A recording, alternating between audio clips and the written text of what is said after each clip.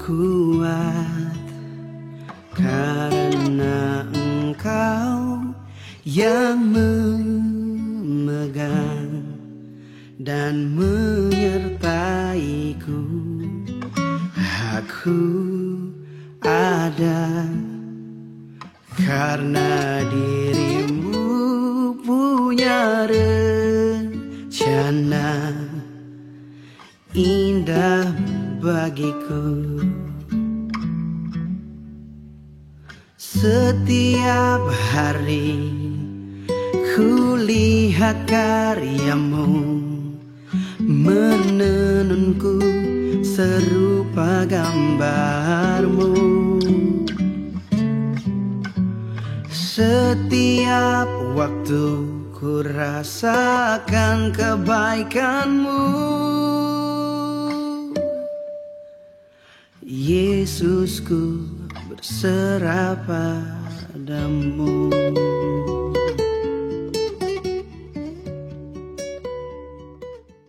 Shalom Bapak Ibu Saudara kasih Tuhan Yesus, jemaat GB Holy. Ya, nggak berasa semuanya kita udah memasuki di bulan Mei, minggu ketiga ini semuanya. Tanpa kita sadari juga semuanya kita udah lama nggak berjumpa semuanya. Saya ingat terakhir saya ada di beribadah bersama-sama tanggal 8 Maret 2020 ya. Kita udah laluin kurang lebih 2 bulan lebih kita nggak berjumpa semuanya. Saya tahu bahwa semuanya ini semua ada maksud Tuhan dan rencana Tuhan. Tuhan izinkan pandemi COVID-19 ini semuanya sehingga kita nggak bisa beribadah bersama-sama karena aturan pemerintah, nggak bisa rame-rame semuanya. Kita harus banyak stay di rumah ya, stay at home semuanya. Tapi kita bersyukur sama Tuhan ya, di mana Tuhan memberi kita satu wadah yang tepat semuanya sehingga gereja ini mempersiapkan yang namanya ibadah online semuanya. Saya percaya Bapak Ibu semua juga setiap minggu ambil bagian untuk ibadah semuanya. Ya baik semuanya, ada beberapa pengumuman yang disampaikan oleh istri saya. Biarlah pengumuman ini memberkati kita semua. Saya bilang pada istri saya, haleluya. Minggu depan tanggal 24 Mei 2020 kita masih ibadah secara online mulai jam 8 pagi. Dan jemaat Holy bisa menontonnya melalui YouTube GBI Holy Belitung. Untuk yang kedua, KUL sudah dimulai kembali dan Bapak Ibu jemaat Holy, KUL ini dilakukan secara online. Ya, online ya. Info KUL bisa lihat di bawah ini untuk gembala-gembala KUL-nya. Dan saya menghimbau jemaat Holy untuk bisa sama-sama mengikuti KUL di wilayah Bapak Ibu masing-masing. Amin.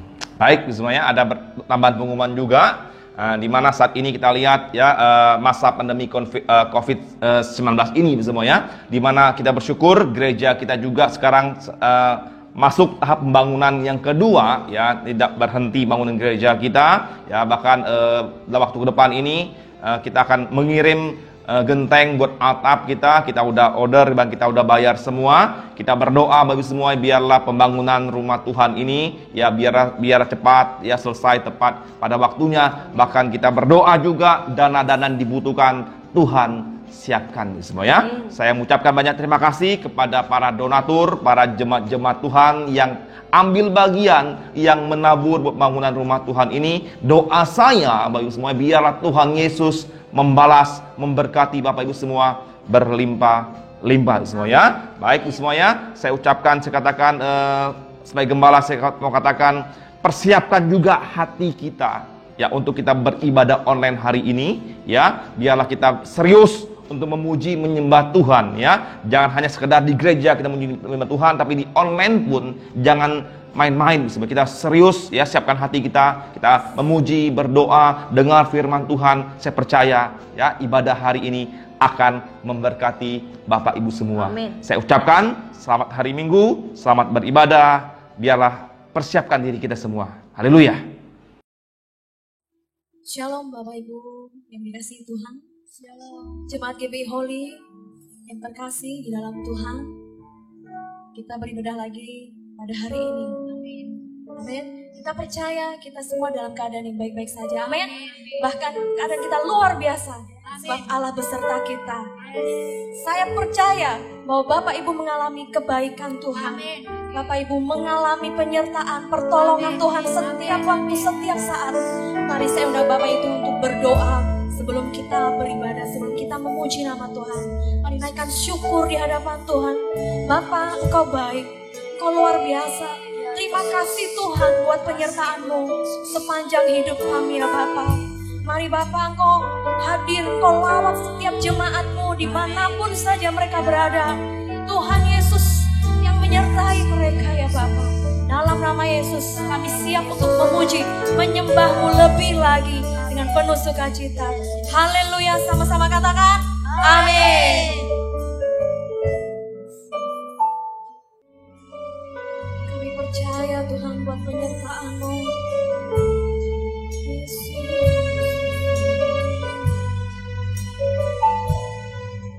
Saat ku berada di tengah gelombang, Kau ada di sana.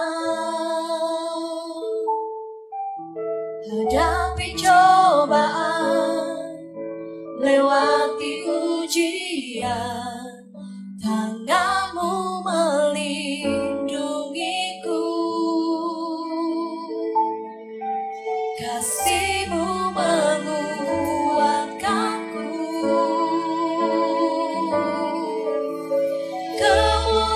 Kemuliaan-Mu Tuhan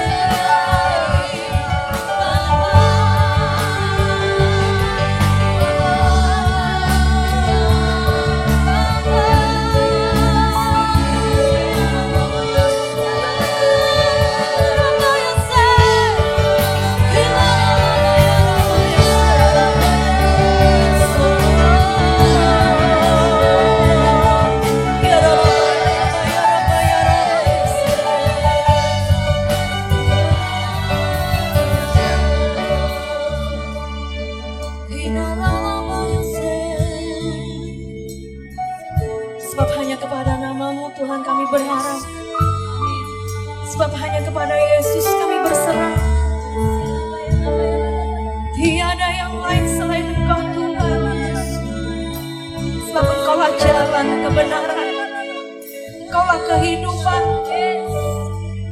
Terima kasih Tuhan. Kami muliakan Engkau, kami puji Engkau. Engkau baik Yesus. Mari tetap sembah dimanapun saja Engkau berada. Dia layak menerima pujian penyembahan kita.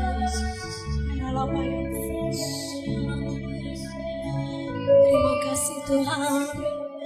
Terima kasih. Kemuliaan-Mu Tuhan pasti nyata di tengah badai. Kau pertolongan dan pengharapan, Tuhan kemenanganku. Kemuliaan-Mu Tuhan pasti nyata di tengah badai. Kau pertolongan dan pengharapan, Tuhan kemenanganku.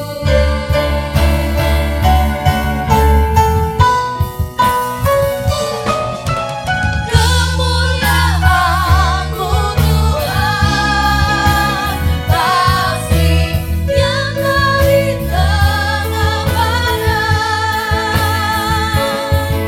Kau pertolongan dan pengharapan, Tuhan kemenanganku.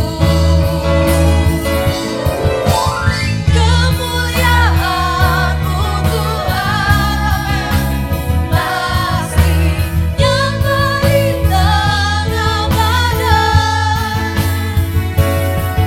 Kau pertolongan dan pengharapan, Tuhan kemenanganku. Tuhan kemenangan, Tuhan kemenanganku. Tuhan kemenangan, Tuhan kemenanganku.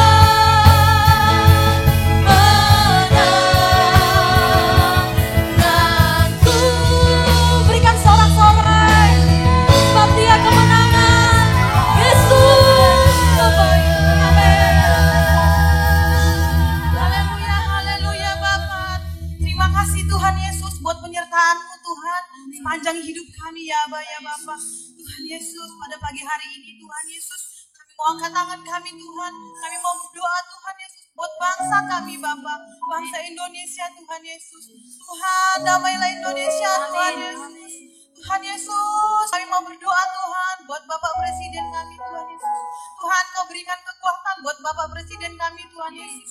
Di mana Tuhan, negara kami saat ini Tuhan Yesus sedang mengalami Tuhan Yesus COVID-19 Tuhan. Oh Bapa yang baik, dari tempat ini Tuhan Yesus kami mau berdoa Tuhan. Kami mau patahkan di dalam nama Tuhan Yesus. Pergi COVID-19 dari bangsa kami Tuhan Yesus. Terima kasih Bapak, terima kasih Tuhan Yesus. Bapak yang baik, kami juga berdoa Tuhan buat para tim medis Tuhan Yesus. Kau berkati mereka Tuhan, Kau berikan kekuatan bagi mereka di dalam nama Tuhan Yesus. Tuhan Yesus, kami juga berdoa Tuhan buat orang-orang yang terkena COVID Tuhan Yesus. Tuhan, kami percaya Tuhan mujizat itu masih ada bagi mereka. Tuhan, sembuhkan di dalam nama Tuhan Yesus. Kami percaya Tuhan Yesus melalui bilur-bilur-Mu mereka sembuh di dalam nama Tuhan Yesus Bapa. Terima kasih Tuhan Yesus, terima kasih Bapa. Kami serahkan ke dalam tangan-Mu Tuhan. Kami percaya Tuhan Yesus, punya jiwa besar-besaran terjadi buat bangsa kami. Terima kasih Bapa, terima kasih Tuhan Yesus. Kami serahkan bangsa kami ke dalam tangan-Mu Bapa. Kami juga berdoa Tuhan Yesus buat pulau kami Tuhan Yesus, Pulau Belitung Tuhan Yesus, di mana kami tinggal Tuhan. Tuhan, Kau berkati pulau kami Tuhan Yesus. Tuhan Yesus, biarlah Tuhan pulau ini juga Tuhan Kau jauhkan dari sakit penyakit Tuhan Yesus. Kami percaya Tuhan Yesus, pulau ini akan mengalami zona hijau kembali di dalam nama Tuhan Yesus Bapa. Biarlah Tuhan perlindungan-Mu sempurna buat pulau kami Tuhan Yesus.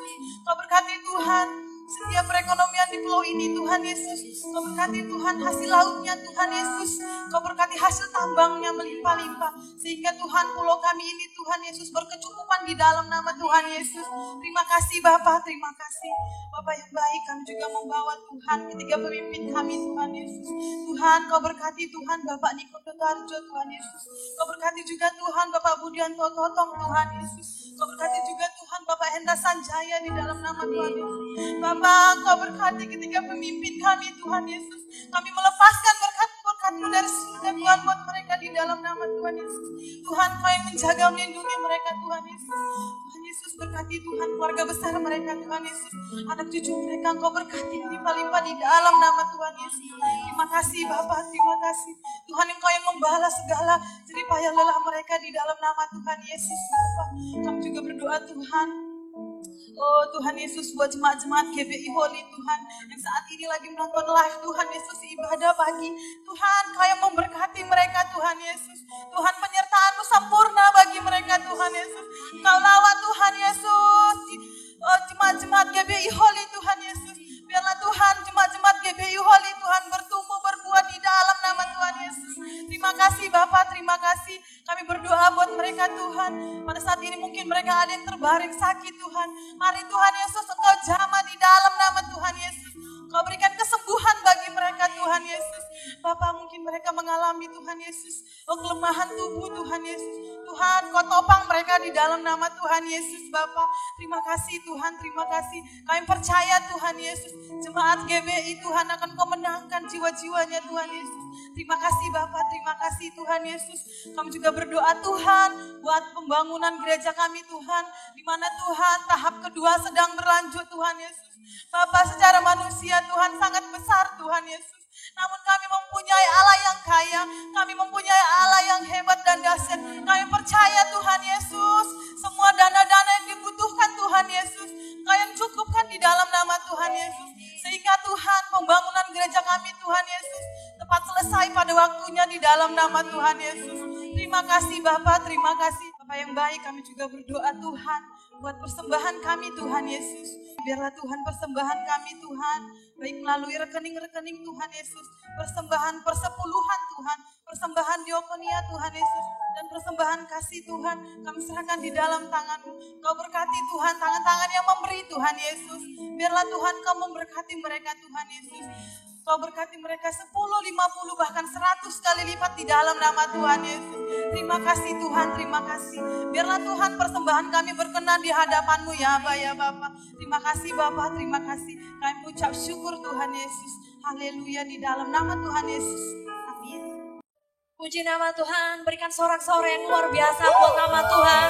Sebab nama Tuhan kita berkuasa, amin. Ada sukacita, haleluya. Saya percaya ada sorak-sorai kemenangan di rumah-rumah.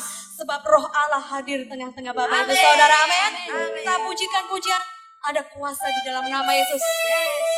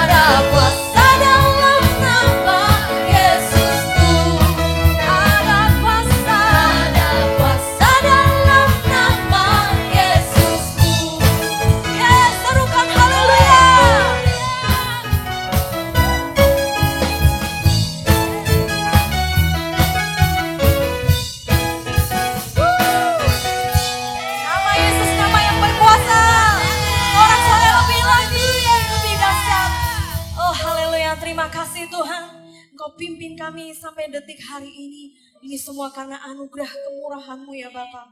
Kami percaya Engkau akan berfirman, Engkau akan bersabda, dan saat Engkau menyatakan firman-Mu, kami disembuhkan, kami dipulihkan. Terima kasih Tuhan.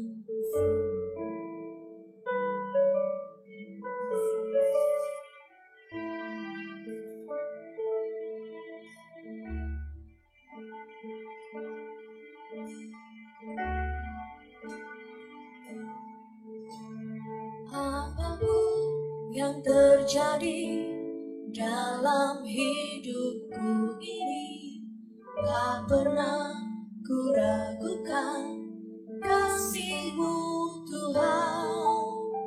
Lewat gunung yang tinggi, dalam lembah yang curam, tak pernah ku ragukan janji-Mu Tuhan.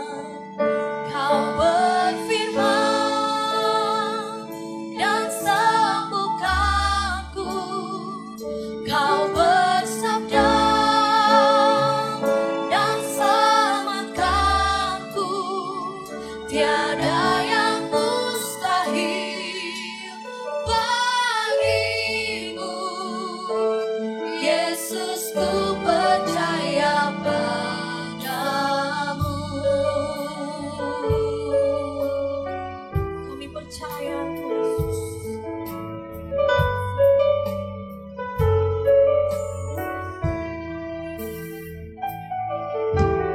Apapun yang terjadi dalam hidupku ini, tak pernah ku ragukan kasih-Mu Tuhan.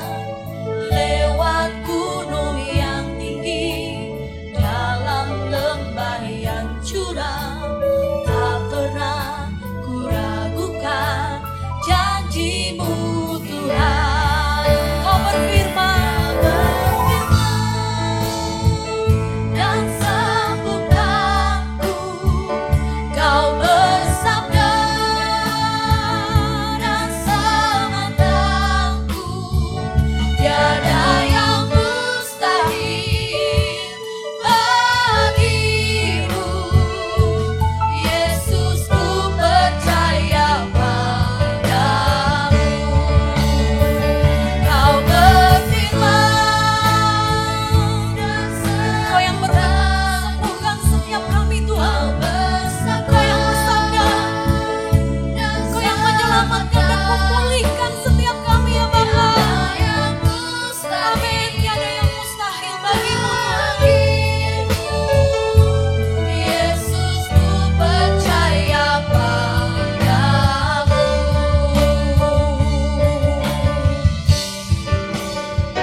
Kau berfirman dan sembuhkanku, Kau bersabda dan selamatkanku. Tiada yang mustahil bagimu, Yesus, ku percaya padamu.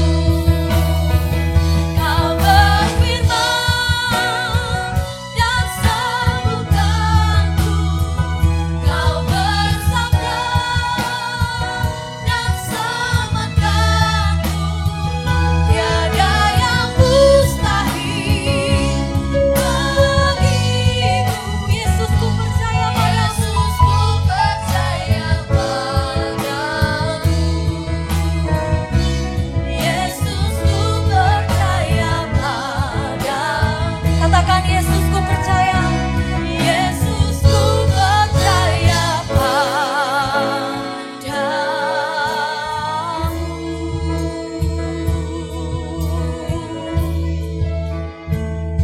Kami tetap percaya Tuhan.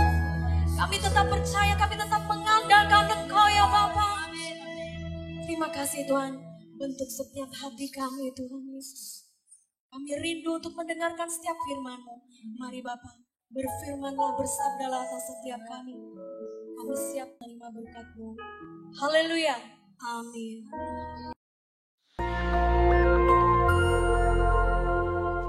Shalom. Pada kesempatan ini kita akan membahas nabi dan nubuatan dalam gereja zaman now. Banyak orang bertanya, apakah masih ada nabi di zaman sekarang? Dan apakah Tuhan masih berbicara kepada manusia sampai sekarang? Jika iya, berarti Alkitab masih harus ditambah dengan nubuatan para nabi zaman sekarang. Karena Alkitab perkataan Tuhan. Apakah benar begitu? Mengapa insan Pentakosta mengklaim bahwa manusia masih dapat mendengar suara Tuhan sampai sekarang?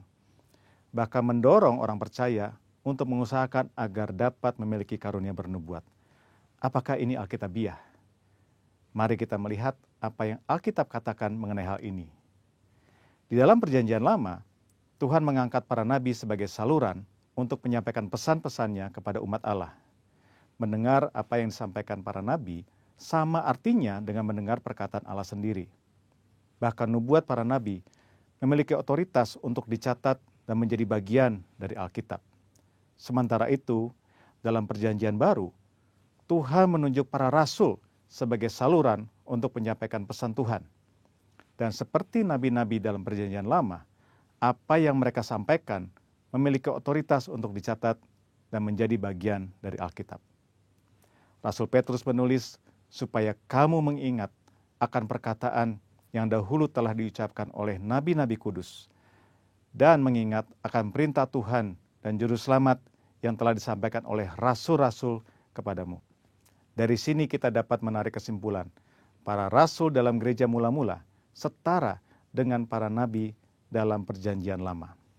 Apa yang mereka sampaikan melalui inspirasi Roh Kudus memiliki otoritas sebagai firman Tuhan. Namun, selain para rasul, Alkitab Perjanjian Baru mencatat bahwa di dalam gereja juga ada orang-orang yang memiliki karunia sebagai nabi. Di dalam 1 Korintus 12 ayat yang ke-28, Paulus menulis, ada orang-orang yang Tuhan tetapkan. Pertama, sebagai rasul. Kedua, sebagai nabi. Ketiga, sebagai pengajar. Dan selanjutnya, mereka yang mendapat karunia, mujizat, menyembuhkan, melayani, memimpin, dan untuk berkata-kata dalam bahasa roh. Mengapa Rasul Paulus menulis ada yang pertama, kedua, dan yang ketiga? Karena dalam pemikiran Paulus ada karunia yang lebih tinggi manfaatnya daripada yang lain. Dalam ayat 31, Paulus menulis, jadi usahakanlah untuk memperoleh karunia-karunia yang paling utama. Karunia manakah yang paling utama? Dalam pasal 14 ayat yang kelima, Paulus menulis, sebab orang yang bernubuat lebih berharga daripada orang yang berkata-kata dengan bahasa roh. Bukan berarti berbahasa roh tidak berharga. Karena Paulus sendiri berkata, aku mengucap syukur kepada Allah bahwa aku berkata-kata dengan bahasa roh lebih daripada kamu semua. Tetapi dalam hal membangun kepentingan jemaat, bernubuat lebih bermanfaat. Jadi, rasul adalah yang paling utama. Karena para rasul yang menanam dan membangun gereja. Mereka yang meletakkan dasar pengajaran dan perkataan mereka memiliki otoritas sebagai firman Tuhan. Setelah itu baru nabi, pengajar, dan karunia-karunia lainnya. Karunia bernubuat yang dimiliki para nabi dalam gereja zaman now tidak memiliki otoritas yang setara dengan para rasul. Hal ini terlihat ketika dengan tegas Paulus berkata bahwa para nabi harus tunduk kepada dia sebagai rasul yang memiliki otoritas menyampaikan perintah Tuhan. Jika ditarik dalam konteks zaman sekarang, para rasul murid-murid Yesus sudah tidak ada. Tetapi sekarang kita memiliki Alkitab yang sudah lengkap lewat tulisan para rasul. Oleh karena itu, nubuatan dari para nabi zaman now harus tunduk kepada otoritas Alkitab. Paulus berpesan kepada jemaat di Tesalonika untuk menguji nubuat-nubuat dari para nabi dalam gereja. Janganlah padamkan roh, dan janganlah anggap rendah nubuat-nubuat. Ujilah segala sesuatu dan peganglah yang baik. Kata menguji atau menanggapi memiliki pengertian seperti orang yang memilah-milah, membedakan atau menilai. Standar apa yang digunakan? Firman Tuhan. Lalu, jika nubuatan seorang nabi tidak lolos uji, apa konsekuensinya?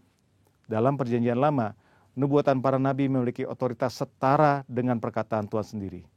Jadi, jika ada nabi yang memberikan nubuatan palsu, akan mendapatkan konsekuensi yang berat. Namun, hal ini sama sekali tidak terlihat dalam petunjuk Paulus mengenai pelaksanaan nubuatan. Mengapa? Hal ini jelas karena bagi Paulus, nubuatan para nabi zaman now tidak memiliki otoritas yang sama dengan nubuatan nabi dalam perjanjian lama. Nubuatan nabi perjanjian baru sangat berharga, namun terbatas. Nubuatan nabi-nabi perjanjian baru tidak setara dengan firman Tuhan. Oleh karena itu harus selalu diuji oleh seluruh jemaat, terutama para pemimpin gereja. Namun jika nubuatan nabi-nabi perjanjian baru tidak sempurna, lalu buat apa bernubuat? Paulus dengan jelas mengajarkan, kejarlah kasih itu dan usahakanlah dirimu memperoleh karunia-karunia roh, terutama karunia untuk bernubuat. Kenyataan bahwa nubuatan yang disampaikan oleh para nabi perjanjian baru sifatnya tidak sempurna, tidak lengkap, tidak memiliki otoritas yang sama dengan Alkitab, tidak membuat orang percaya berhenti untuk mengusahakan memperoleh karunia-karunia bernubuat. Orang percaya harus mengusahakan untuk memperoleh karunia-karunia roh, terutama bernubuat, karena itu adalah perintah Allah. Tuhan bisa memakai saudara untuk menjadi berkat kepada umat Tuhan dengan menyampaikan apa yang Roh Kudus nyatakan kepada saudara. Tuhan Yesus memberkati. Maranatha.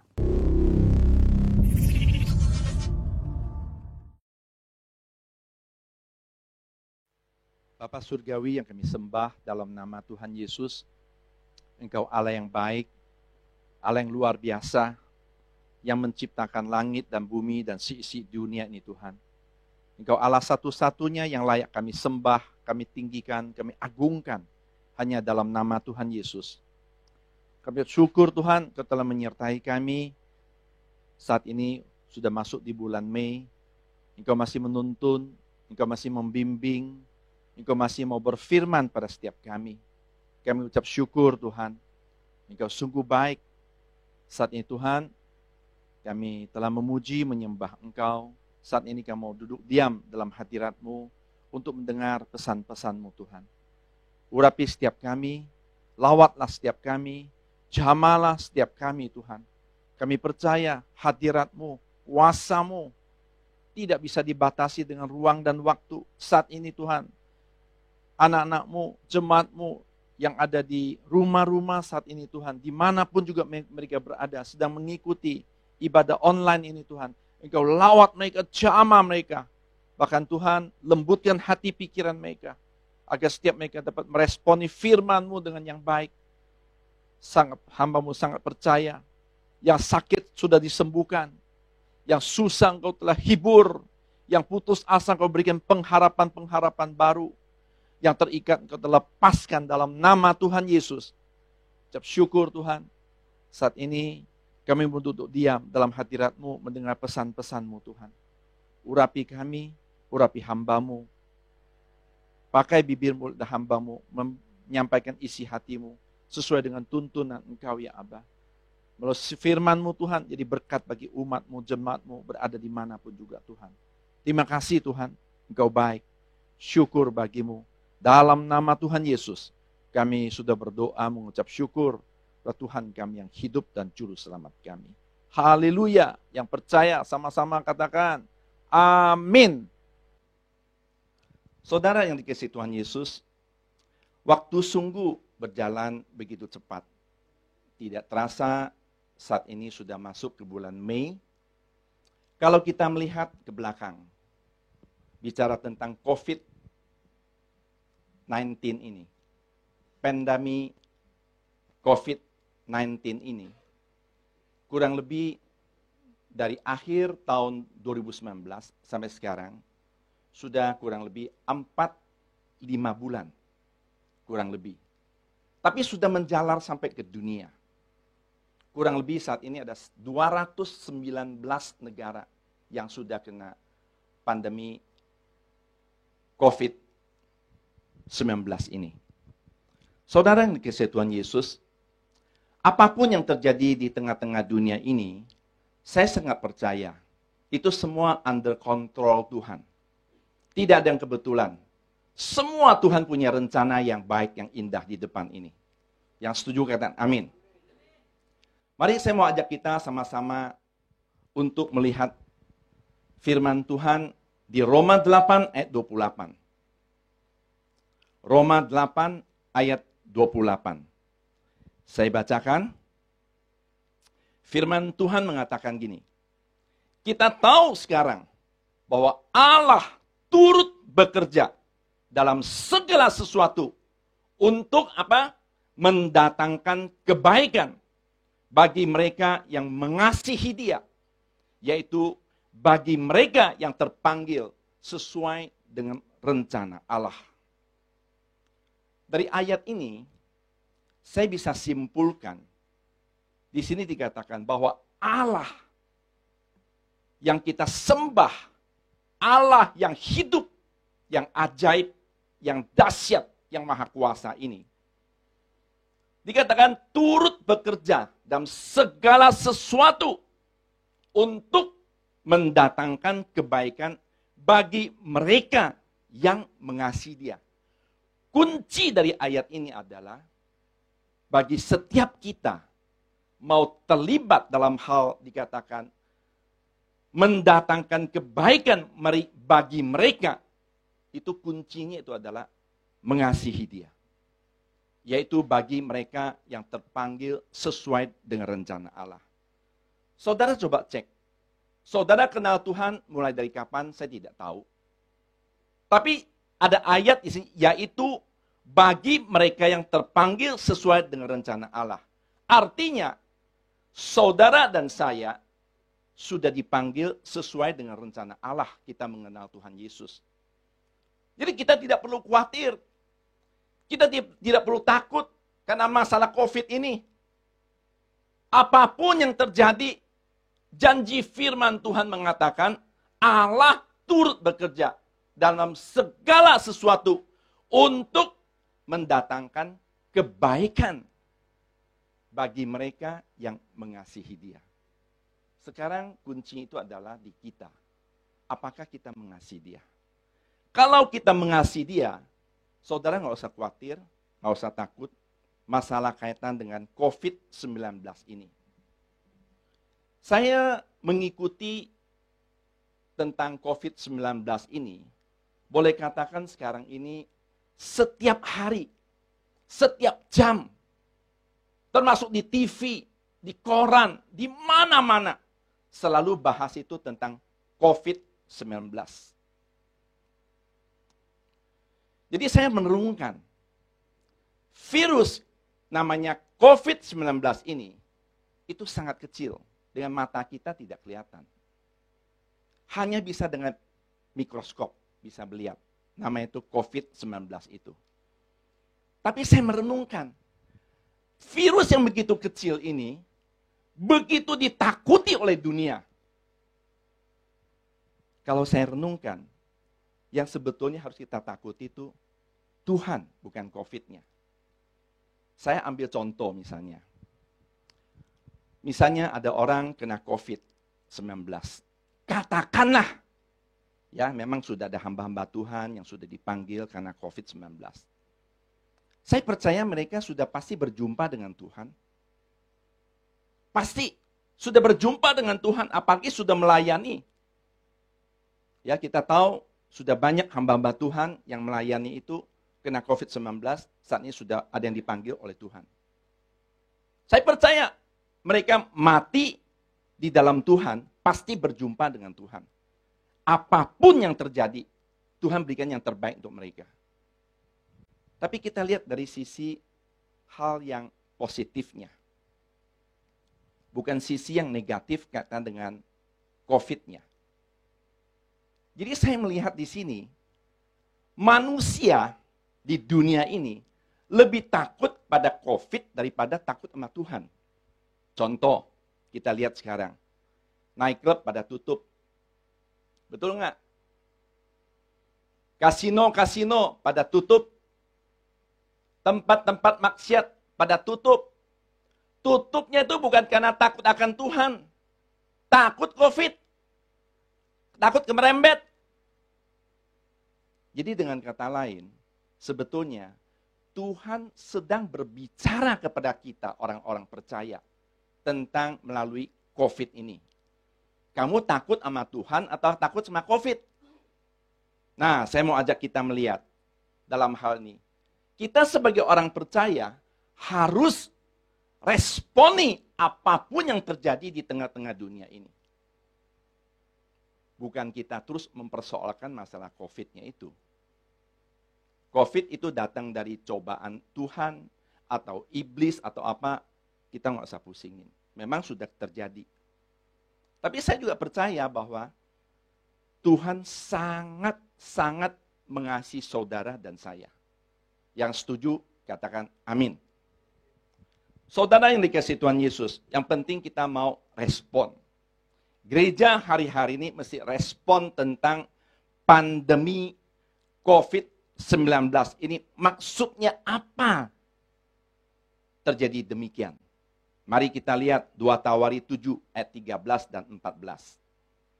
Firman Tuhan mengatakan gini, bila mana aku menutup langit sehingga tidak ada hujan, dan bila mana aku menyuruh belalang memakan habis hasil bumi. Ini dua ini bicara adalah krisis ekonomi. Dan bila mana aku melepaskan penyakit sampar di antara umatku. Ini bicara COVID, wabah. Umatku. Dengar baik-baik ya. Saudara dan saya adalah umatnya Tuhan. Ini berbicara bukan kepada orang lain. Bukan kepada dunia. Dunia tidak mengerti. Tapi ini bicara kepada orang-orang percaya. Jadi saudara dan saya. Ayat 14 dikatakan. Dan umatku yang atasnya, namaku disebut. Sekali lagi. Dan umatku itu siapa? Ku itu ku besar, ku Tuhan. Umatku ini kita loh. Bukan orang lain. Ya. Tunjuk kepada kanan kiri. Saudara loh. Amin. Dan umatku yang atasnya namaku disebut. Tuhan pesan. Merendahkan hati. Berdoa. Dan mencari wajahku. Lalu berbalik dari jalan-jalannya yang jahat. Maka aku akan mendengar dari surga. Dan mengampuni dosa mereka. Serta memulihkan negeri mereka.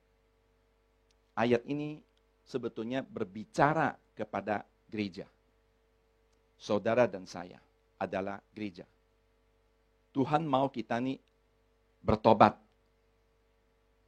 Bertobat, katakan. Bertobat. Merendahkan hati. Berdoa.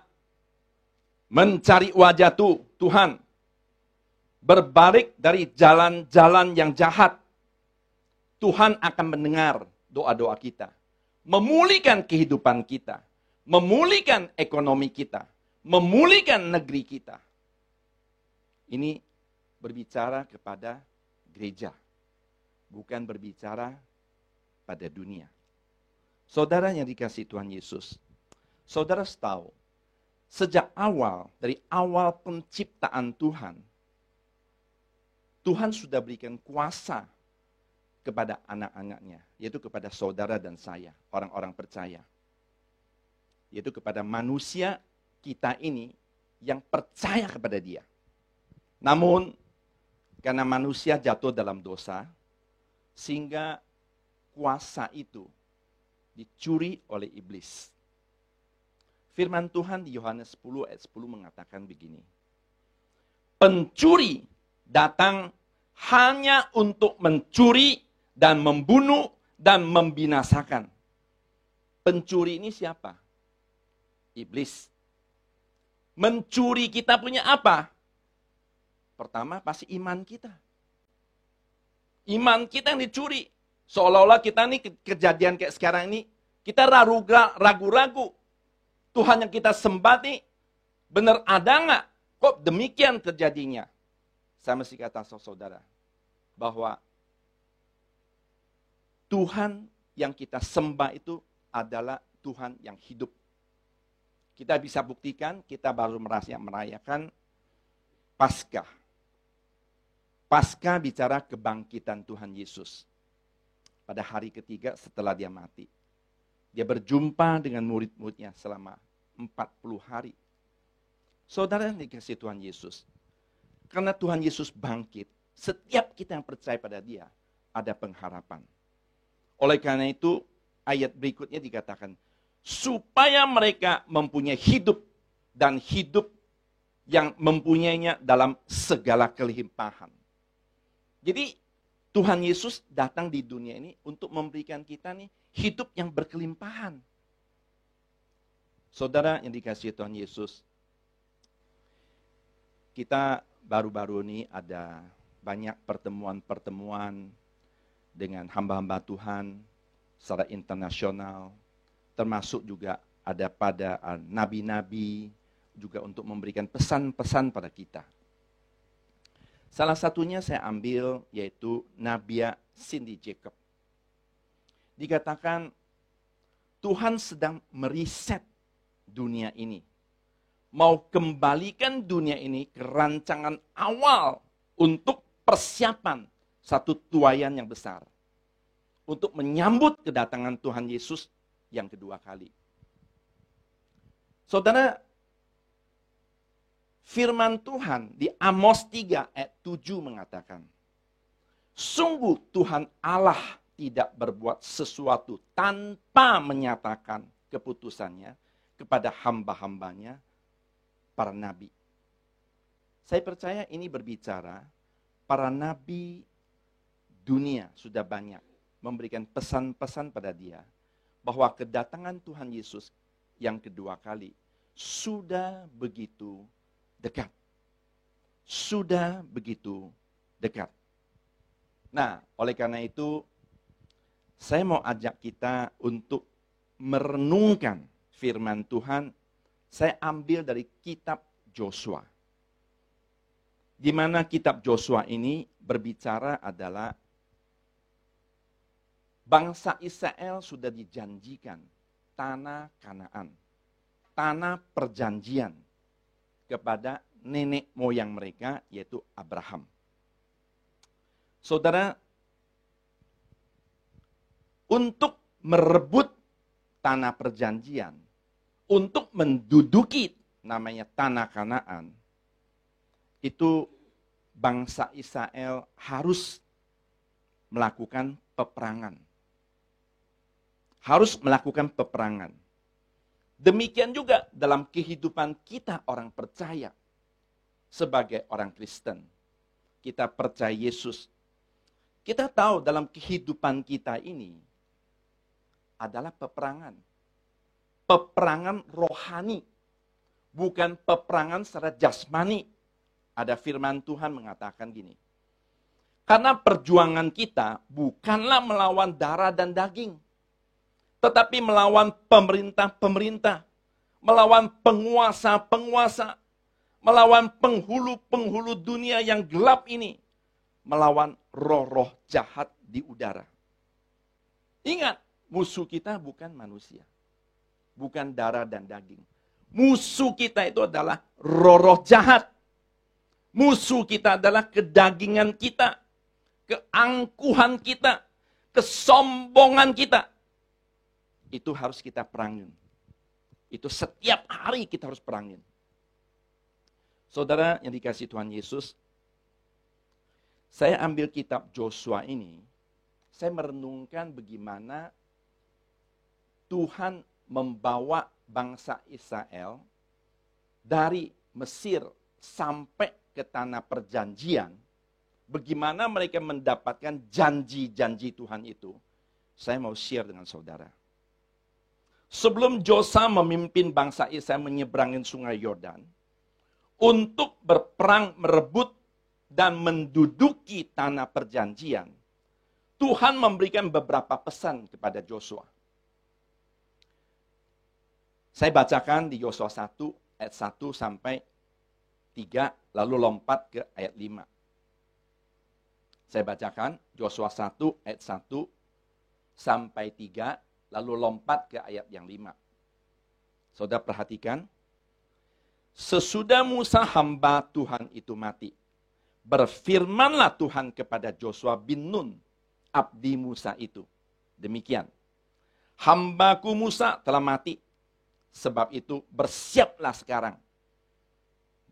Seberangi sungai Yordan ini, engkau dan seluruh bangsa ini, menuju negeri yang akan kuberikan kepada mereka. Kepada orang Israel itu. Setiap tempat yang akan diinjak oleh telapak kakimu, kuberikan kepada kamu. Seperti yang telah kujanjikan kepada Musa. Dengar baik-baik, ini ada janji. Ya, janji Tuhan tidak pernah gagal. Pasti digenapi. Lompat ke ayat 5. Seorang pun tidak akan dapat bertahan menghadapi engkau seumur hidupmu, seperti aku menyertai Musa.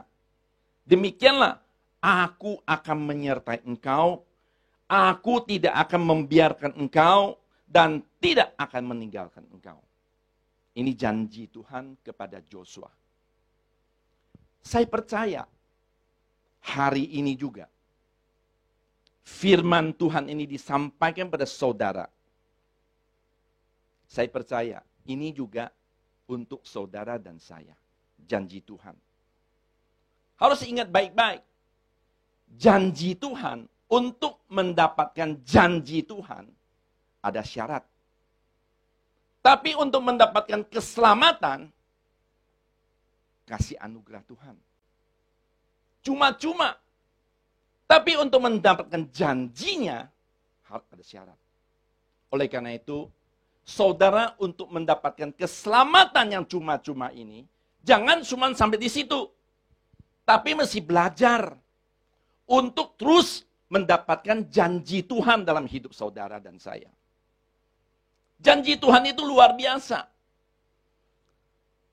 Joshua sebelum berangkat ke sungai Yordan, belum nyeberangi, untuk mendapatkan atau menduduki tanah perjanjian, atau tanah Kanaan, atau janji-janji Tuhan kepada saudara dan saya, ada pesan-pesan, ada hal-hal yang harus kita lakukan. Karena ada bagian Tuhan yang Tuhan lakukan, ada bagian yang harus kita lakukan. Yang setuju, katakan amin. Nah, hari ini ada pesan-pesan kepada Joshua sebelum dia nyeberangin sungai Yordan. Nah, pesan-pesan ini juga untuk kita. Saudara harus responi dengan yang baik. Amin. Jangan cuma dengar saja, tapi tidak lakukan. Saya mau ajak kita sama-sama merenungkan firman Tuhan hari ini. Pesannya cuma satu. Nanti kalau ada waktu lagi, saya akan sambung. Ini ada serinya. Ya, karena masalah waktu. Pesannya adalah di Joshua 1 ayat 8. Ya. Sebelum Joshua untuk menyeberangin sungai Yordan, untuk terima janji-janji Tuhan itu, Tuhan pasti genapi janjinya itu. Nggak mungkin gagal. Karena Tuhan berfirman, pasti dia genapi. Tapi untuk mendapatkan janji itu, ada syarat yang Joshua harus lakukan. Apa pesan ini kepada Joshua? Hari ini juga berpesan pada setiap saudara yang ada di rumah-rumah, yang sedang mengikuti ibadah online ini. Termasuk saudara dan saya. Tuhan pesan. Mari kita baca di Yosua 1 ayat 8. Firman Tuhan mengatakan gini. Janganlah engkau lupa memperkatakan kitab Taurat ini. Tetapi renungkanlah itu siang dan malam. Supaya engkau bertindak hati-hati sesuai dengan segala yang tertulis di dalamnya. Sebab dengan demikian, perhatikan baik-baik, sebab dengan demikian perjalananmu akan berhasil dan engkau akan beruntung. Dari ayat ini Saya mau ambil tema khotbah saya untuk hari ini adalah hidup sesuai dengan firman Tuhan.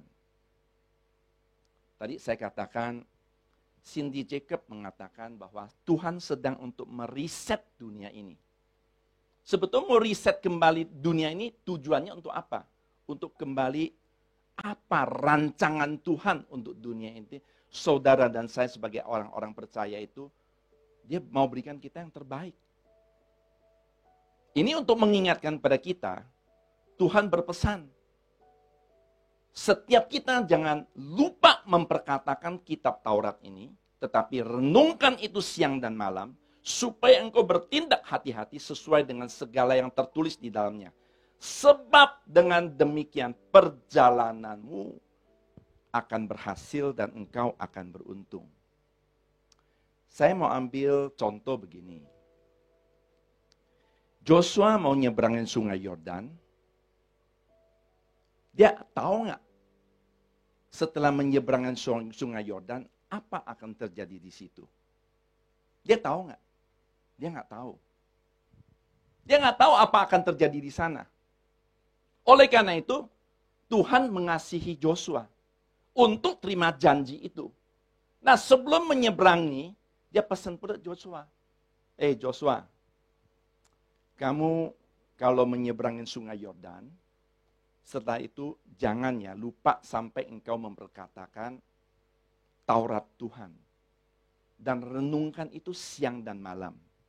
Supaya setiap langkah hidupmu bertindak hati-hati. Sehingga kamu pergi kemana saja, perjalananmu ke depan ini pasti berhasil dan beruntung. Ini janji. Ini ayat ini luar biasa untuk kita. Saya percaya hari ini Tuhan juga memberikan pesan pada saudara dan saya. Tentang COVID-19. Memberikan dampak ekonomi yang begitu luas dampaknya. Saya katakan kita nggak tahu.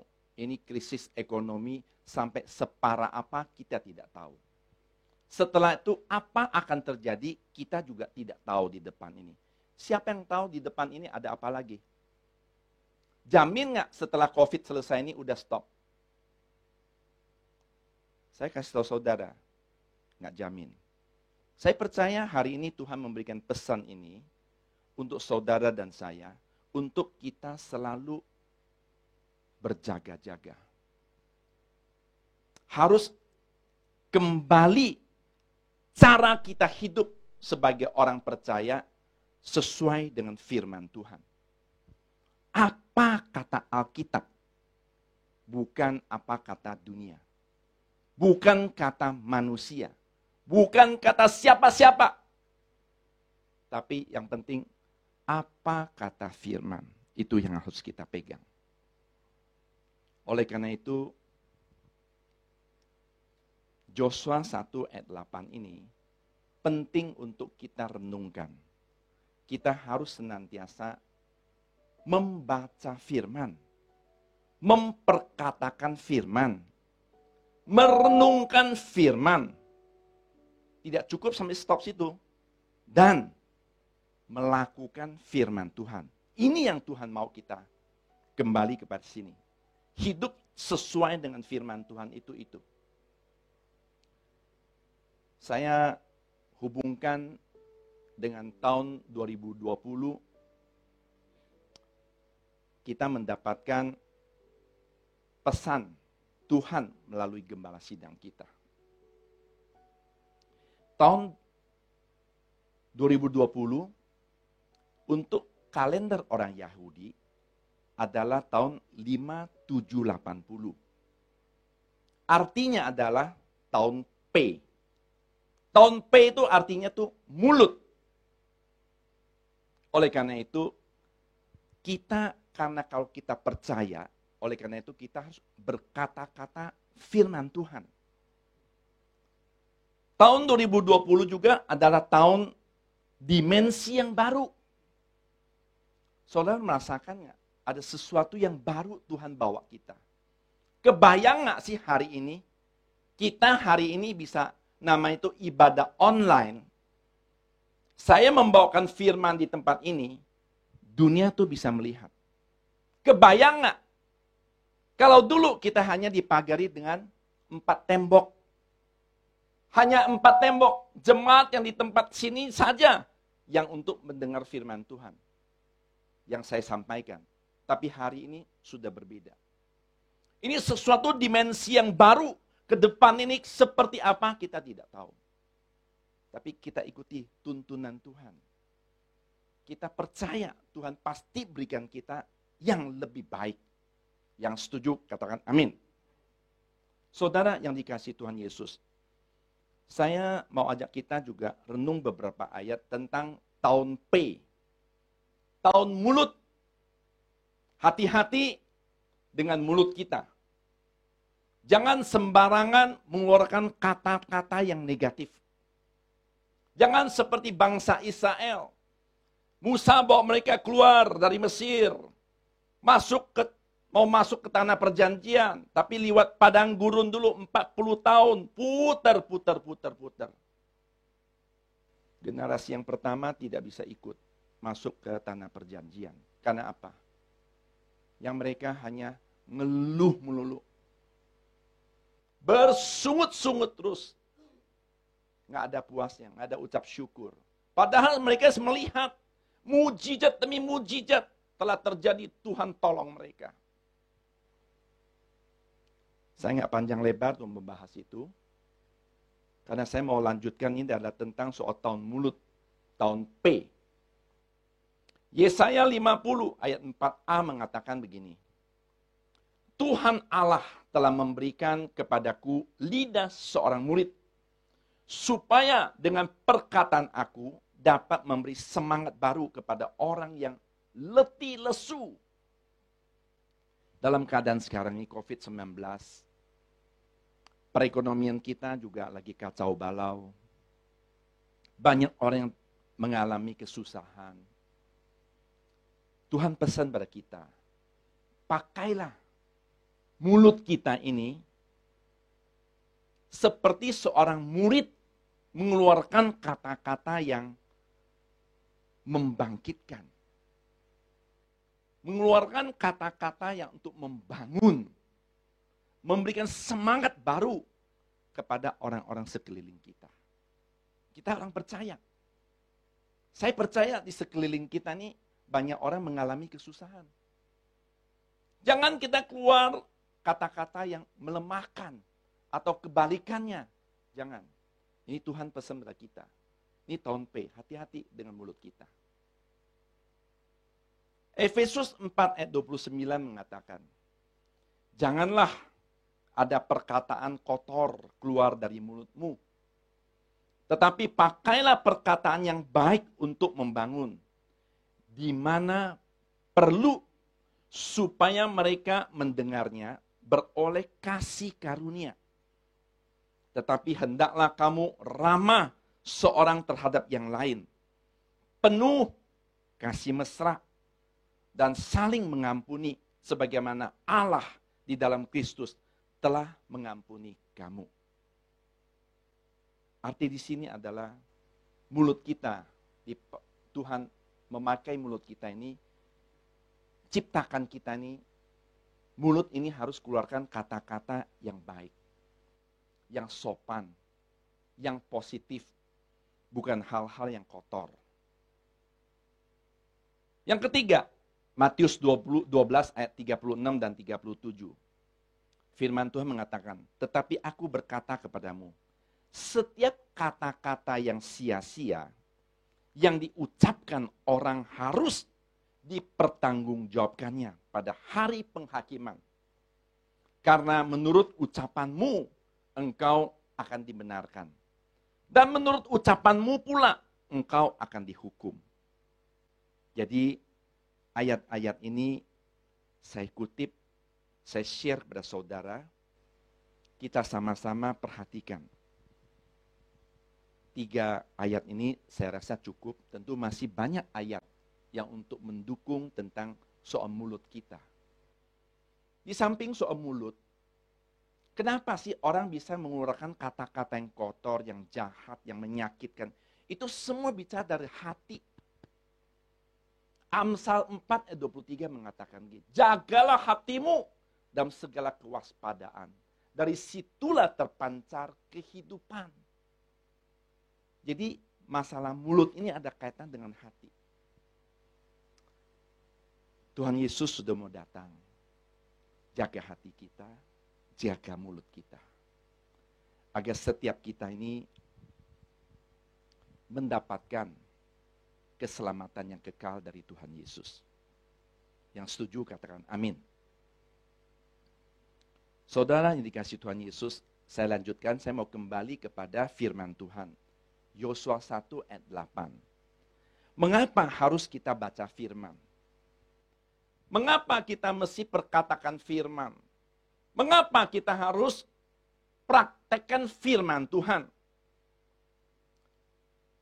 Saya mau ajak kita renungkan baik-baik. Begini, firman Tuhan itu adalah penuntun hidup orang percaya. Alkitab ini adalah firman Allah. Firman Allah ini istilah Tuhan sedang berbicara pada kita. Saya nggak tahu saudara percaya nggak Alkitab ini adalah firman Allah. Contoh, saudara punya gadget ya, handphone, katakanlah Samsung. Waktu saudara beli, dalam dus itu, saya percaya pasti ada buku penuntun untuk menjelaskan cara bagaimana untuk menggunakan. Betul ya? Tapi saya yakin, umumnya orang tidak pernah baca itu. Langsung beli, langsung pakai. Bisa nggak? Bisa. Tapi maksimal nggak? Tidak maksimal. Sama juga dalam kehidupan kita sebagai anak-anak Tuhan, orang percaya. Tuhan tuh sayang sama kita. Dia menciptakan kita di tengah-tengah dunia. Bukan dilempar begitu aja, enggak. Dia ada buku penuntun buat kita, yaitu Alkitab. Saudara hidup nggak tanpa Alkitab? Hidup. Tapi saudara salah nggak langkah? Mayoritas salah. Meleset. Bukan sesuai dengan rencana Allah. Kenapa? Saudara tidak baca. Tidak merenungkan. Tidak berkatakan. Pasti nggak mungkin bisa praktekkan firman Tuhan. Padahal isi Alkitab ini mengandung banyak hal. Pertama, mengandung sejarah. Kita bisa belajar dari Alkitab. Tokoh-tokoh Alkitab yang berhasil, yang sukses, yang diberkati bagaimana. Yang gagal, yang ditolak. Kenapa? Contoh Saul sama Daud. Ini contoh, banyak ya contoh-contohnya. Itu sejarah. Buat kita apa? Buat kita belajar. Dari kesalahan orang lain, jangan kita kena. Itu maksudnya Tuhan. Ini sejarah.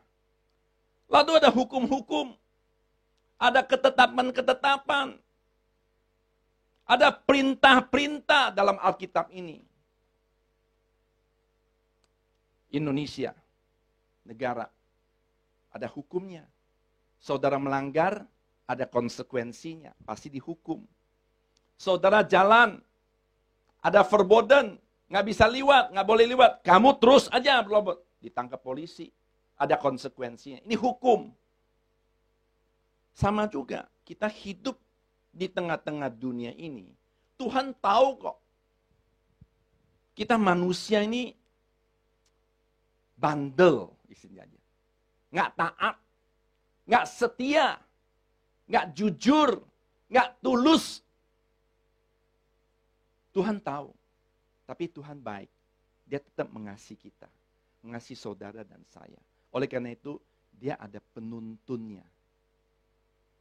Oleh karena harus dibaca. Ada nubuatan-nubuatan. Itu wahyu. Seperti tadi saya katakan, Cindy Jacob dapat menubuatan Saya yakin mereka itu nabi-nabi yang luar biasa. Chuck Pierce, ya, banyak nabi-nabi di dunia ini untuk memberikan pesan-pesan kepada kita. Itu pewahyuan. Hal-hal apa akan terjadi di depan ini. Kita ucap syukur kita punya Allah yang hidup, yang kita sembah itu luar biasa. Sangat mengasihi kita, itu Tuhan Yesus. Sebelum terjadi apa-apa, dia sudah memberitahu dulu kepada kita. Masalahnya itu adalah kita ini tidak peka, tidak respon dengan yang baik. Di samping itu ada janji-janji. Seperti tadi saya bacakan, Tuhan memerintahkan Joshua untuk membawa bangsa Israel itu menyeberangkan sungai Yordan untuk menduduki janji Tuhan yang akan digenapi. Yang hari ini kita tahu itu bangsa Israel. Itu janji. Janji itu pasti digenapi. Nah, saudara nggak pernah baca Alkitab. Nggak pernah perkatakan Alkitab. Nggak pernah merenungkan bagaimana saudara bisa untuk mempraktekkan firman Tuhan. Ini salah satu juga karena COVID ini, sehingga saudara dan saya lebih banyak di rumah. Ayo, mulai sekarang ini, waktu masih ada. Tuhan masih percayakan kita hidup. Ayo, rajin membaca firman Tuhan. Belajarlah. Mulai besok atau mulai malam ini. Ya, kalau nggak bisa banyak-banyak, 1 pasal dulu. Kalau bisa 2 pasal, 10 pasal kalau saudara mau. Baca. Baca itu bukan hanya baca dalam hati. Oleh karena itu, Tuhan pesan pada Joshua, perkatakan firman Tuhan. Itu bicara baca itu harus keluarkan suara. Baru masuk dalam telinga kita dan hati kita. Baru bisa jadi rema dalam hidup kita. Itu firman Tuhan. Alkitab di sini juga ada nilai-nilai kehidupan orang Kristen. Orang percaya. Kita orang percaya yang kita bangun itu bukan luarnya. Dalamnya. Value yang kita bangun. Nilai-nilainya. Nilai-nilai itu apa? Itu karakter Kristus. Jadi Alkitab ini luar biasa. Apa saja di sini ada. Bagaimana untuk membangun sebuah rumah tangga yang harmonis? Ada. Bagaimana bisnis? Ada. Banyak hal lah, saudara mesti baca. Kalau saudara tidak baca, bagaimana bisa mendapatkan janji-janji Tuhan? Saudara yang dikasih Tuhan Yesus, firman Tuhan nggak mungkin gagal. Saya ajak kita lihat di firman Tuhan Bilangan 23 ayat 19 mengatakan gini. Allah bukanlah manusia sehingga ia berdusta. Bukan anak manusia sehingga ia menyesal. Masakan ia berfirman dan tidak melakukannya, atau berbicara dan tidak menepatinya. Setiap firman pasti digenapi. Tapi untuk menggenapi firman Tuhan ini, ada janji-janji. Ada hukum-hukum. Ada sejarah. Ada nubuatan. Untuk mendapatkan janji-janji itu, ada syarat. Saudara harus baca, perkatakan, merenungkan, dan praktekkan firman Tuhan.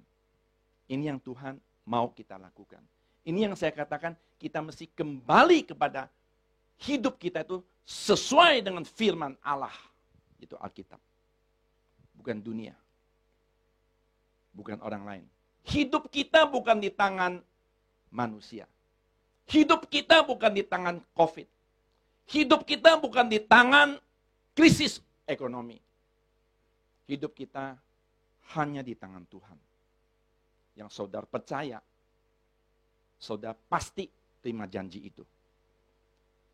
Yang setuju katakan amin.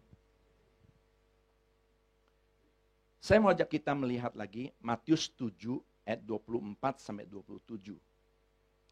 Ini Tuhan Yesus berbicara kepada murid-muridnya, ada dua tipe manusia. Kalau di sini bicara dua macam dasar. Saya bacakan.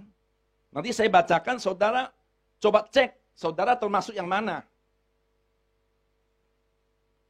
Matius 7, 24 dan sampai 27. Firman Tuhan mengatakan gini.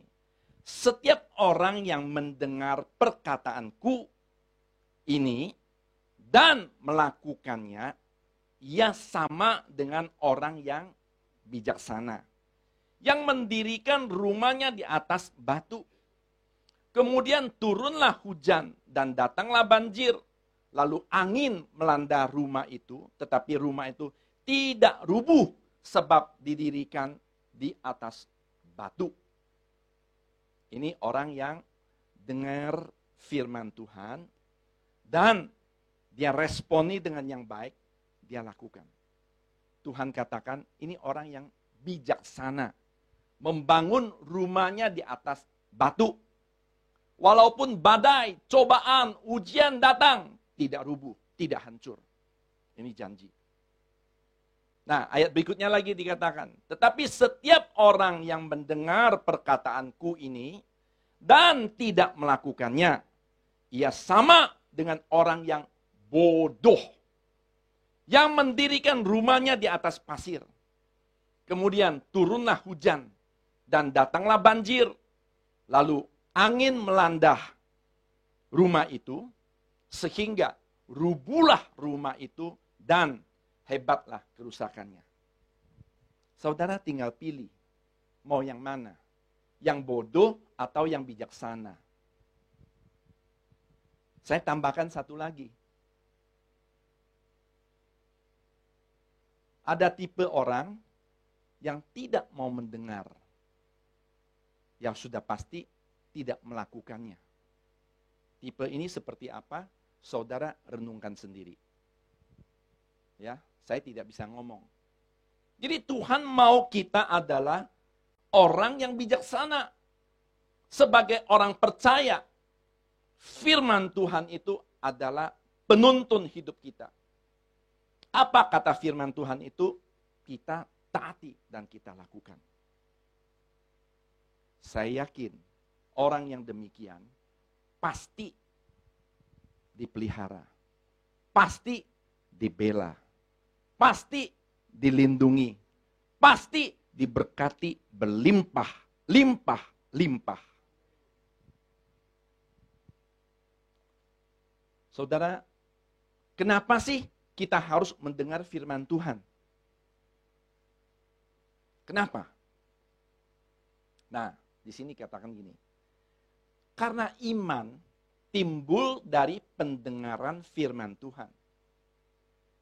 Ayatnya Roma 10 ayat 17. Firman Tuhan mengatakan, iman timbul dari pendengaran.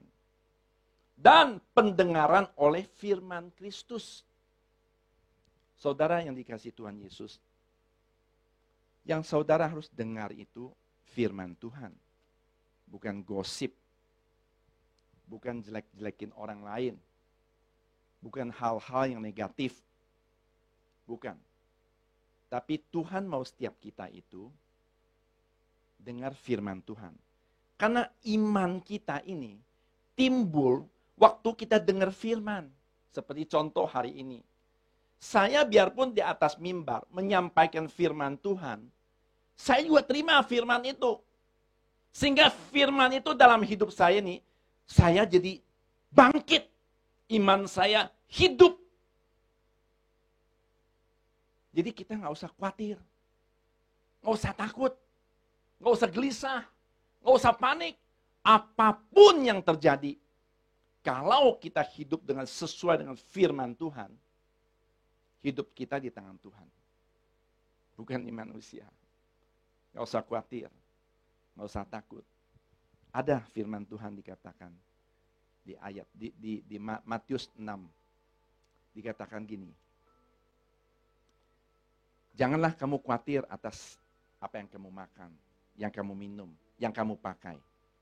Itu semuanya dicari oleh bangsa-bangsa yang tidak mengenal Tuhan.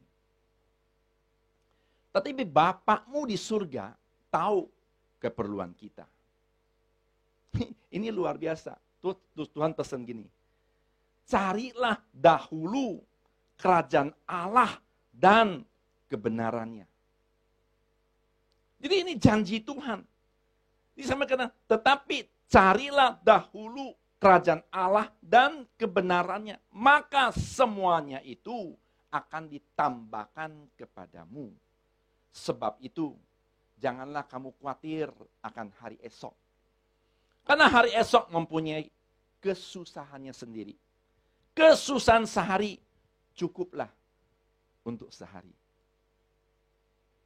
Jadi Tuhan tuh sebetulnya sangat baik sekali.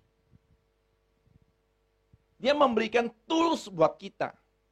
Supaya setiap kita itu mengikuti firman Tuhan. Sehingga Tuhan sediakan janji-janjinya.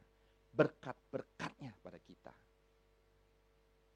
Saya percaya, walaupun COVID-19 ini berdampak kepada perekonomian secara dunia begitu luas. Saya tidak tahu akan seberapa besar parahnya Indonesia. Saya tidak tahu. Tapi saya pegang firman Tuhan. Saya percaya Tuhan pasti pelihara kita. Melindungi kita, memberkati kita.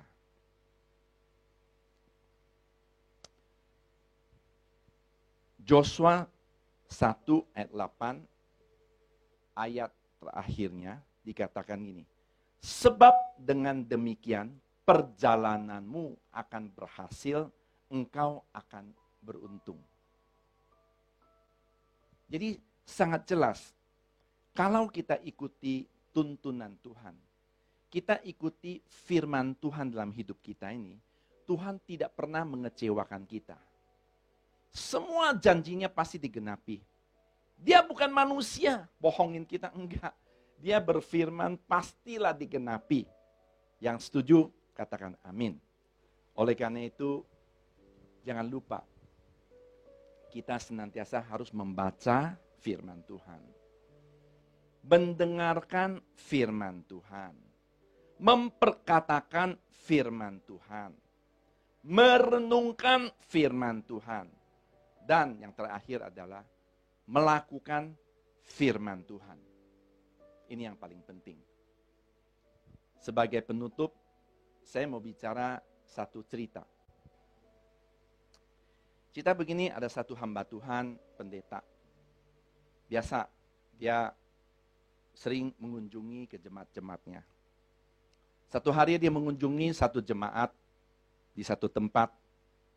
Setelah ketemu, sharing firman Tuhan, doain, udah selesai. Lalu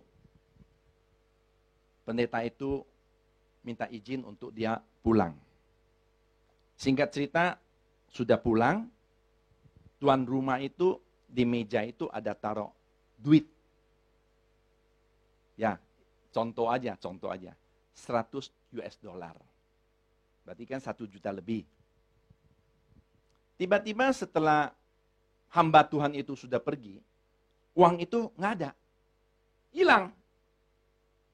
Lalu tuan rumah, suami istri tanya, duit kemana? Duit kemana?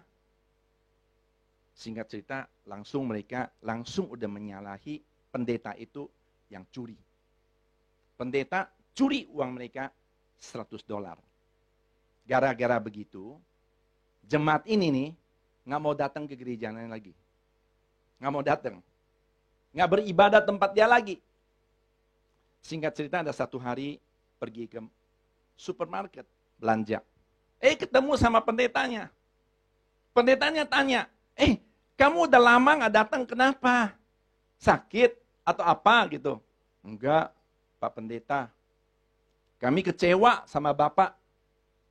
Pendeta tanya, kenapa?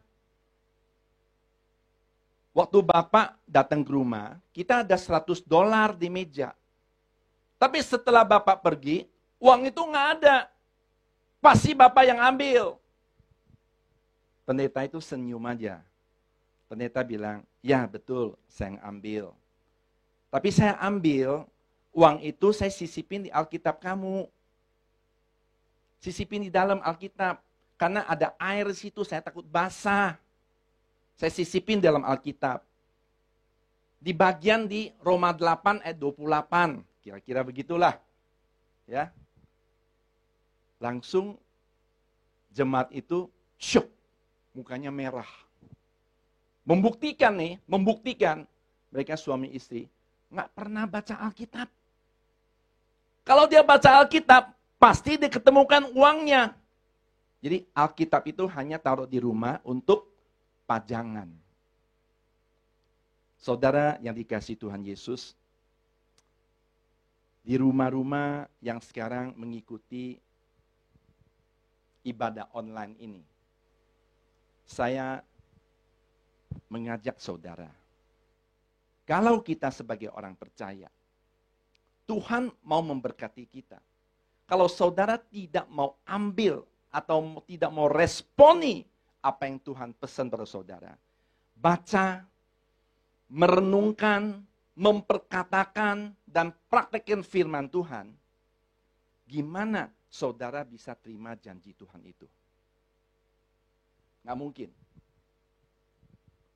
Saudara yang dikasihi Tuhan Yesus, saya berdoa pada saudara yang di rumah-rumah sedang melihat, sedang mengikuti ibadah online ini. Saya berdoa, setiap kita responi firman Tuhan ini dengan yang baik. Tuhan sangat mengasihi saudara. Apapun yang terjadi hari ini, baik atau tidak baik, percayalah, Tuhan punya rencana yang lebih baik untuk saudara dan saya. Amin. Yang penting kita taati firman Tuhan. Amin. Saya rasa firman Tuhan sampai di sini. Mari kita mau akhiri, kita satukan hati untuk berdoa. Bapa, kami ucap syukur, Engkau telah berfirman pada setiap kami. Hamba-Mu sangat percaya setiap firman-Mu yang ditaburkan di tempat ini tidak akan kembali dengan sia-sia. Engkau terus akan berkarya dalam kehidupan umat-Mu, jemaat-Mu, yang di rumah-rumah mereka berada dimanapun juga Tuhan. Engkau terus menuntun mereka, membimbing mereka, mengajari mereka, agar setiap umat-Mu Tuhan hidup sesuai dengan firman-Mu ya Aba. Agar setiap umat-Mu Tuhan mentaati firman-Mu. Dan juga Tuhan senantiasa membaca, merenungkan, memperkatakan, dan praktikkan firman-Mu ya Aba. Syukur bagi-Mu Tuhan, tutup bungkus dan kuasa darah Yesus Kristus. Untuk setiap umat-Mu berada dimanapun juga Tuhan dalam pelindungan Engkau yang sempurna. Hindari mereka segala serangan si jahat. Hindari mereka segala serangan sakit penyakit. Apapun juga, virus-virus apapun juga. Hindari Tuhan. Hindari mereka segala malapetaka. Hindari mereka segala kecelakaan-kecelakaan. Hindari mereka segala tipu daya iblis. Hindari segala orang-orang punya niat-niat yang jahat. Di dalam nama Tuhan Yesus, Engkau utus pasukan-pasukan malaikat surgawi. Tentara-tentara surga jaga benteng, lindungi umat-Mu Tuhan. Terima kasih Tuhan, Engkau baik. Syukur bagi-Mu. Berkati kesehatan mereka, berkati rumah tangga mereka, berkati usaha pekerjaan mereka. Biar apapun mereka kerjakan, mereka lakukan, Engkau membuat menjadi berhasil dan beruntung di dalam nama Tuhan Yesus. Nama Engkau dipermuliakan, ditinggikan, diagungkan. Jadi berkat bagi banyak orang ya Aba. Syukur bagi-Mu Tuhan, hamba-Mu serahkan doa-doa ini Tuhan. Hanya di dalam nama Tuhan Yesus. Haleluya. Amin. Shalom. Saya sebagai Gembala GBI Holy mengucapkan banyak terima kasih kepada para donatur dan juga jemaat-jemaat Tuhan yang telah ambil bagian untuk menabur buat saudara kita yang mengalami pandemi COVID-19 ini ya, di mana kita sebagai gereja Tuhan mau jadi berkat buat orang-orang di lingkungan kita Bapak Ibu semua ya. Adapun beberapa tempat yang telah kita bantu Bapak Ibu semua ya. Yang pertama buat pengusaha-pengusaha Belitung untuk membuat hand sanitizer ya, di mana kita juga ambil bagian untuk menabur di sana, dan juga kita tabur juga melalui FKOB ya, juga kita tabur juga melalui desa air Ketekok, Pak Kadesnya kita memberkati juga semuanya melalui desa ini. Dan juga Bapak Ibu semua, kita gereja juga ada memberi kurang lebih ada 2.000 masker untuk kita bantu ke saudara kita yang dan teman-teman kita dan bahkan lingkungan, untuk kita beri masker supaya mereka juga bisa pakai masker. Dan juga gereja juga ambil bagian untuk pembagian sembako buat jemaat-jemaat kita yang membutuhkan, dan juga teman-teman dari jemaat-jemaat kita, mungkin tetangga kita, bahkan tetangga dari lingkungan gereja juga kita bantu buat mereka untuk supaya mereka juga bisa menikmatin berkat Tuhan juga Bapak semua ya. Saya sebagai gembala, saya mengatakan kita berusaha beri yang terbaik semuanya di masa yang pandemi COVID-19 ini. Biarlah kita gereja menjadi berkat buat Pulau Belitung ini. Saya ucapkan terima kasih buat semuanya. Tuhan berkati kita semua berlimpah-limpah. Haleluya.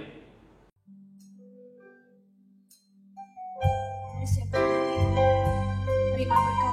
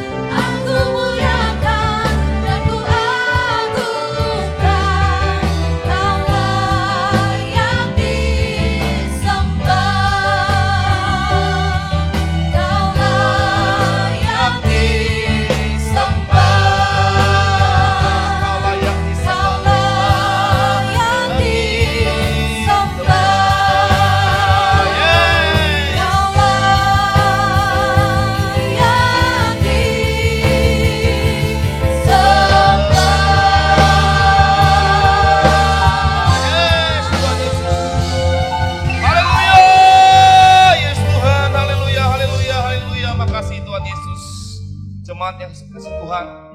Dimanapun kita berada pada saat ini, baik sedang mengikuti ibadah online pagi hari ini, mari saya ajak kita semua, kita angkat kedua tangan kita mau terima berkat yang daripada Tuhan Yesus. Kekasih-kasih Kristus, terimalah segala berkat, kasih karunia, damai sejahtera, berkat dari Allah Bapa di dalam Anak Tunggal Tuhan kita Yesus Kristus, Tuhan yang manis dengan Roh pribadi dan Maranatha, Tuhan datang kedua kali untuk menjemput kita di alam permai, berkekal sampai selama-lamanya. Percaya dan terima berkat Tuhan, sama-sama kita katakan amin. Haleluya, haleluya. Baik Bapak semuanya, saya sebagai gembala, saya ucapkan selamat hari Minggu. Tuhan Yesus memberkati kita semua berlimpah-limpah. Haleluya, memberkati.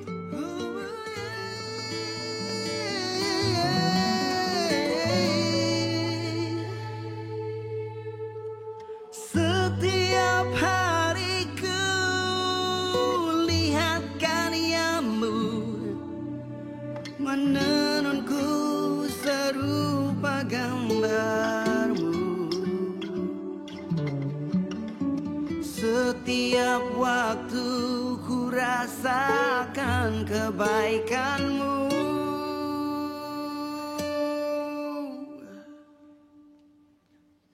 Yesusku, berserah padamu.